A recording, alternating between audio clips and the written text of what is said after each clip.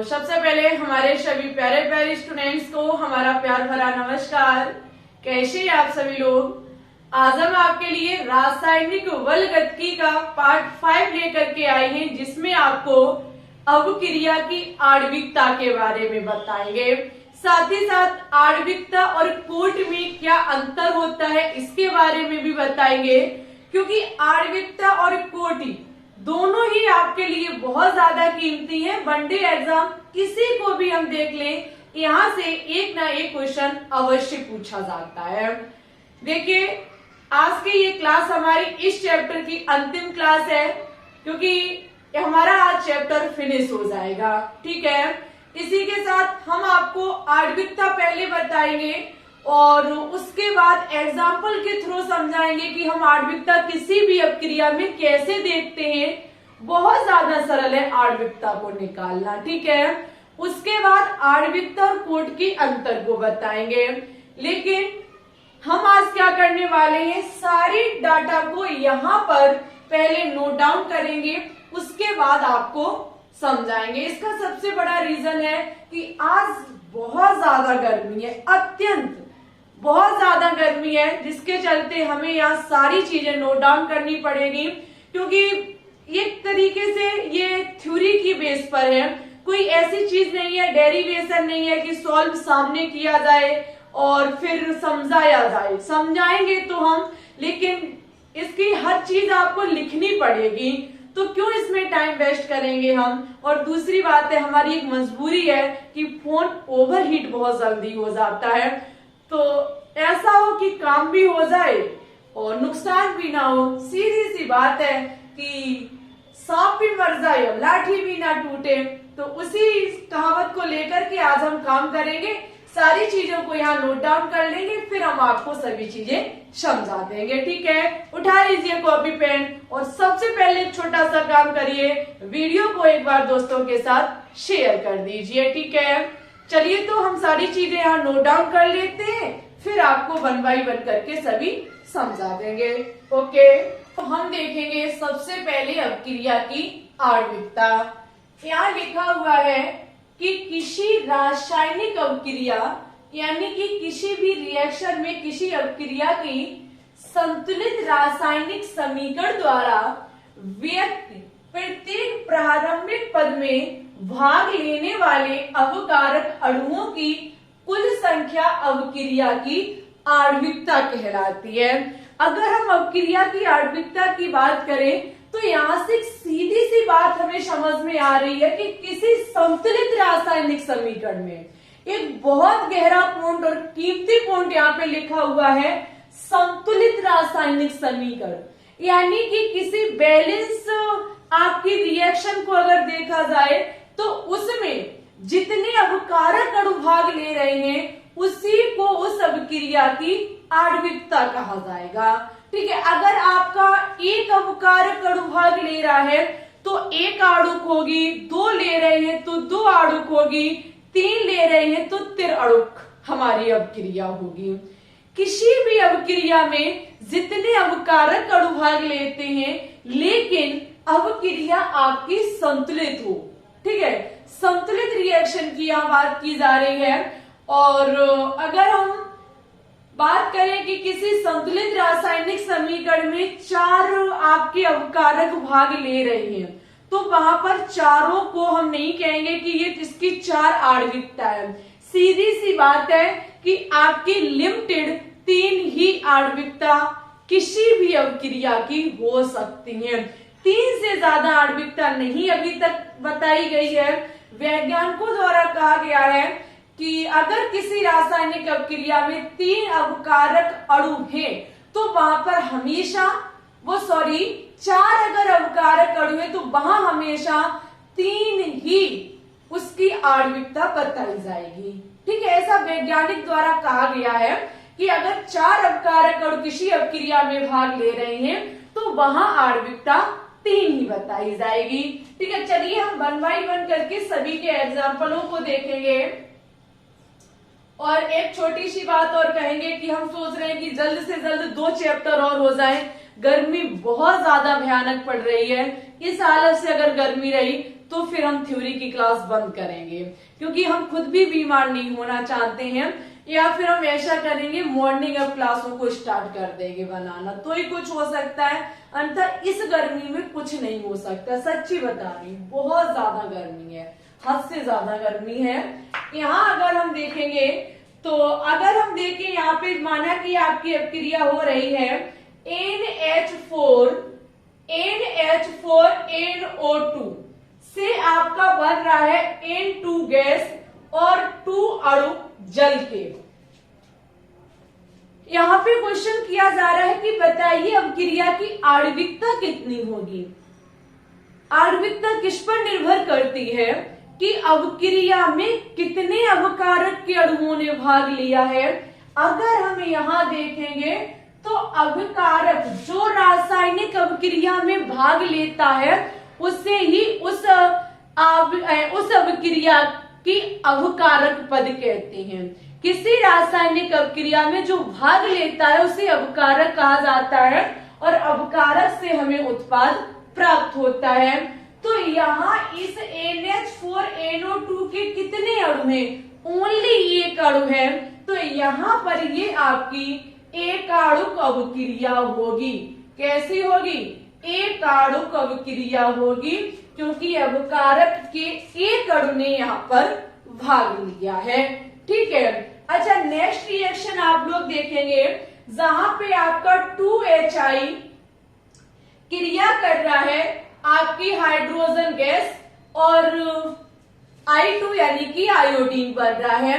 One day exam question करता है कि अच्छा बताइए कि इसकी आणविकता कितनी होगी। अपक्रिया संतुलित अपक्रिया है, इस संतुलित अपक्रिया में कितने अवकारक अणुओं ने भाग लिया है। यहाँ पर HI अकेला ही तो है, लेकिन इसके अणु कितने हैं? 2 हैं। तो यहाँ पर आपकी 2 आणुक अपक्रिया होगी। कौन सी अपक्रिया होगी? 2 अणुक अपक्रिया होगी। सीधी सी बात है, किसी भी अपक्रिया में जितने अवकारक के अणु भाग लेंगे वही हमारी अपक्रिया की आणविकता कहलाती है। थर्ड एग्जाम्पल अगर हम गौर करेंगे, माना कि आपका है FeCl2 जिसके 2 अणु लिए गए हैं, ये क्रिया कर रहा है SnCl4 से। SnCl4 से क्रिया करके ये क्या काम कर रहा है? Sn2 है यहाँ पे, Sn2 से, अच्छा Sn2 से क्रिया करेगा और आपका यहां बनेगा FeCl। यहाँ पे इतने कितने हो जाएंगे? 6 हो जाएंगे। FeCl2 प्लस SnCl4 और अपक्रिया को बैलेंस करेंगे इस प्रकार से। ठीक है, अपक्रिया हमारी संतुलित हो जाएगी। अगर यहां वनडे एग्जाम पूछता है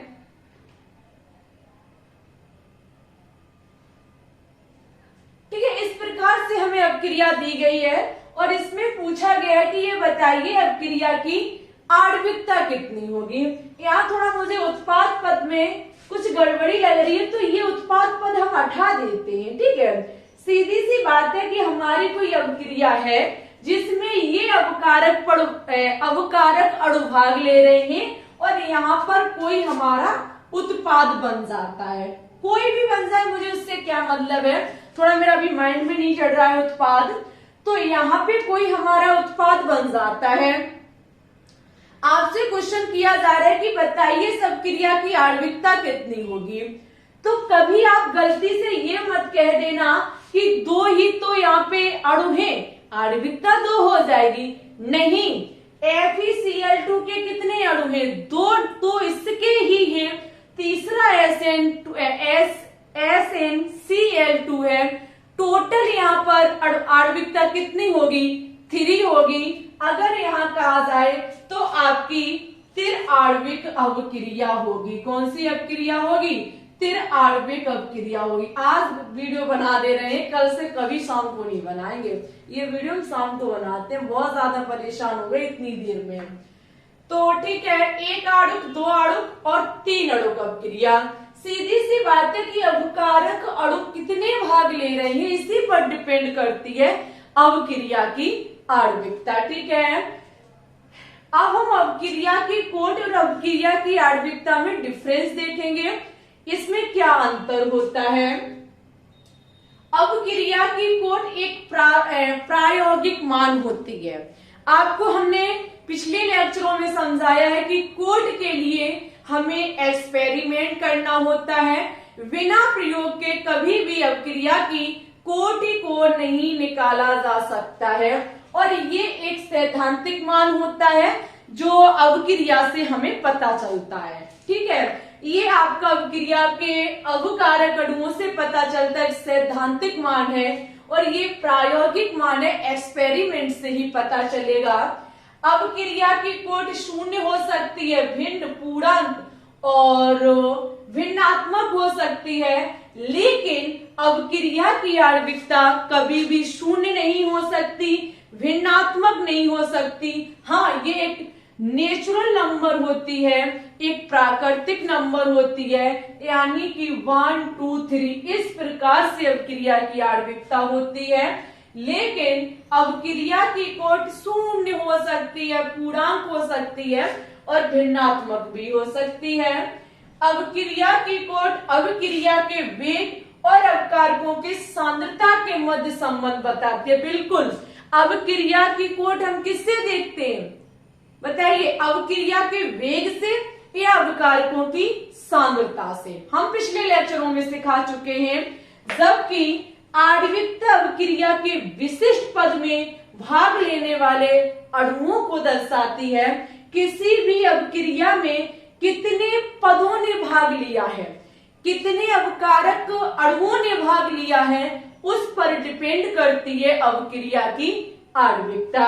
ठीक है, आगे लिखा हुआ है छद्म अवक्रिया, स्टार लगा लो, इंपॉर्टेंट है। छद्म अवक्रिया वे अवक्रियाएं जिनकी आणविकता 2 या 2 से अधिक हो। आणविकता कितनी हो, 2 या 2 से अधिक, परंतु कोटि 1 हो। कोई ऐसी अवक्रिया जिसकी आणविकता तो 2 है लेकिन कोटि 1 है, तो वहां पर छद्म या आभासी एकाणुक अवक्रिया होगी।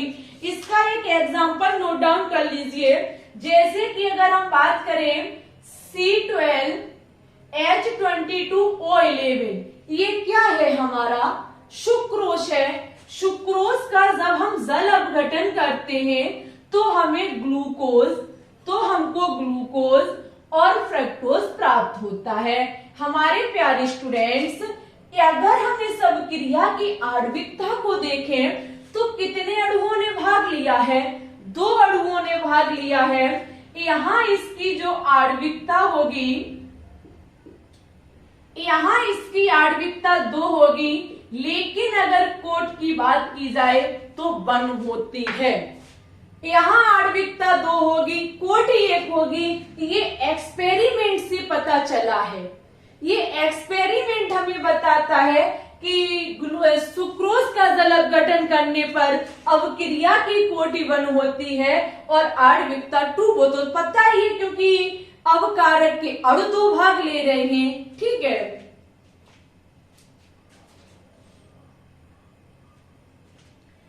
It's okay. तो ऐसी अवक्रिया जहां आणविकता 2 या 2 से अधिक होती है, कोटि 1 होती है, वहां हमारी छद्म या एकाणुक अवक्रिया होती है। हम अभी तक की बात कर रहे हैं, इतनी छोटी हमने कभी थ्योरी की क्लास नहीं ली है, बहुत स्पीड में समझाया, क्योंकि हमारी कल भी क्लास नहीं हुई, हम गैप नहीं करना चाह रहे थे, तो मैंने सोचा चीजों को लिख दे, स्पीड में समझा दे, बस टॉपिक हो जाए कैसे भी। और भयानक गर्मी है डियर स्टूडेंट्स, ये मत सोचना कि हमने इतनी स्पीड पढ़ाया, चीजों को हमने सब समझाया जितना समझाने के लायक था। ठीक है, पर ऐसा अब नहीं होगा, हम मॉर्निंग वीडियो बनाएंगे, इस हालत से नहीं बनाएंगे। फोन हमारा ओवरहीट हो चुका है, आप खुद समझ सकते हैं, खुद के मोबाइल से समझ सकते हैं कि गर्मी में मोबाइल कुछ भी कभी भी धोखा दे सकता है। तो आप इसकी स्क्रीनशॉट ले लीजिए। अगर इस टॉपिक से आपका 1% भी डाउट रह गया हो तो कमेंट करना, हम उसको समझाएंगे। ठीक है, और आज आपका ये चैप्टर फिनिश हो जाता है। कल से आपका प्रश्न रसायन चैप्टर की शुरुआत की जाएगी। लॉन्ग वीडियो के थ्रू हम उस चैप्टर को जल्द से जल्द करा देंगे। मॉर्निंग बनाएंगे क्लासेस, ठीक है, अब शाम टाइम नहीं बनाएंगे हम। तो इसके लिए एक बार प्लीज इस वीडियो को लाइक कर दें। हमारी हालत देख के ही वीडियो को लाइक कर दीजिए। शेयर न किया हो तो दोस्तों के साथ शेयर कर दें। अगर आप चैनल पे न्यू हैं तो प्लीज इसे सब्सक्राइब भी कर लीजिए। डेली सुबह 10 बजे हमारी लाइव क्लास चलती है, जब BSc nursing paramedical CP net exam को टारगेट रखते हुए क्वेश्चंस कराए जा रहे हैं। केमिस्ट्री के मोस्ट इंपोर्टेंट धुआंधार महामैराथन क्लास चलाई जा रही है। जरूर से जुड़े सुबह 10 बजे, ठीक है। इसी के साथ पहले स्क्रीनशॉट ले लीजिए इसकी, और डाउट हो तो बताना, हम क्लियर करेंगे। ठीक है, मिलते हैं फिर न्यू क्लास में और न्यू चैप्टर के साथ। तब तक सभी विद्यार्थी अपना ख्याल रखेंगे, अच्छे से पढ़ेंगे, आगे बढ़ेंगे, ऊंचाइयों को छुएंगे। हम आपके साथ हमेशा हैं। ओके, सभी विद्यार्थियों को ऑल द बेस्ट।